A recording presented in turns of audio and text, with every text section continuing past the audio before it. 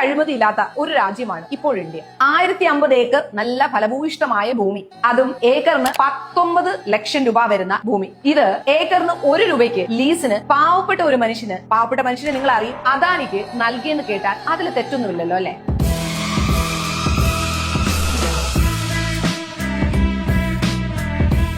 ഇതിന് വികസനം എന്നാണ് സർക്കാർ പേരിട്ട് വിളിക്കുന്നത്. ഇനി കഥയുടെ സാരാംശത്തിലേക്ക് വരാം. ബീഹാറിലെ ഭഗൽപൂർ ജില്ലയിലെ പിർപൈൻഡിയിലെ അദാനി പവർ ലിമിറ്റഡ് 2400 മെഗാവാട്ടിന്റെ താപവൈദ്യുതി നിലയം പണിയാൻ ഒരുങ്ങുന്നു. 26,000 കോടി രൂപയുടെ ഈ പദ്ധതി ബീഹാറിന്റെ വൈദ്യുതി ക്ഷാമം തീർക്കുമെന്നാണ് വാഗ്ദാനം ചെയ്യുന്നത്. പക്ഷേ ഇവിടെ വികസനത്തിന് പകരം ഒരു വിവാദമാണ് തുടങ്ങുന്നത്. 1050 ഏക്കർ ഫലഭൂയിഷ്ടമായ ഭൂമി, അതില് 10 ലക്ഷത്തോളം മാമ്പഴവും ലിച്ചിയും അതുപോലെ തന്നെ തേക്കും തെങ്ങും ഒക്കെയുള്ള ഭൂമി 33 വർഷത്തേക്ക് 1 ഏക്കറിന് വെറും 1 രൂപയ്ക്ക് അദാനിക്ക് നമ്മുടെ കേന്ദ്ര ഗവൺമെന്റ് കൈമാറിയിരിക്കുകയാണ്. RTI പറയുന്നത് ഈ ഭൂമിയുടെ വില 1 ഏക്കറിന് 19 ലക്ഷം രൂപയാണ്. പക്ഷേ ഈ ഭൂമി 33 വർഷത്തേക്ക് ലീസിന് എടുത്തിരിക്കുമ്പോൾ കർഷകർക്ക് ന്യായമായ നഷ്ടപരിഹാരം കിട്ടിയിട്ടേയില്ല. ഗ്രാമവാസികൾ പറയുന്നത് പെൻസിൽ കൊണ്ട് ഒപ്പിടിപ്പിച്ചു, പിന്നെ ഒപ്പിടാൻ അറിയാൻ മേലാത്തവർക്ക് വേണ്ടി വ്യാജ ഒപ്പുകൾ ഉണ്ടാക്കി, സർവേയിൽ ജീവിച്ചിരിക്കുന്നവരുടെ പേര് പോലും മായ്ച്ചു കളഞ്ഞു, എന്നിട്ട് മരിച്ചവരുടെ പേര് ആഡ് ചെയ്തു. പക്ഷെ ഇതൊക്കെ ആയിട്ടും ഗവൺമെന്റ് പറയുന്നത് ഒരു കുഴപ്പവുമില്ല, എല്ലാം നിയമപരമായി തന്നെയാണ് നടത്തിയിരിക്കുന്നത്. പക്ഷെ എന്നിട്ടും ഭഗൽപൂരിൽ ഇതിനെതിരായി പ്രതിഷേധിച്ച് പ്രധാനമന്ത്രിയെ കാണണമെന്ന് ആവശ്യപ്പെട്ടവരെ എല്ലാം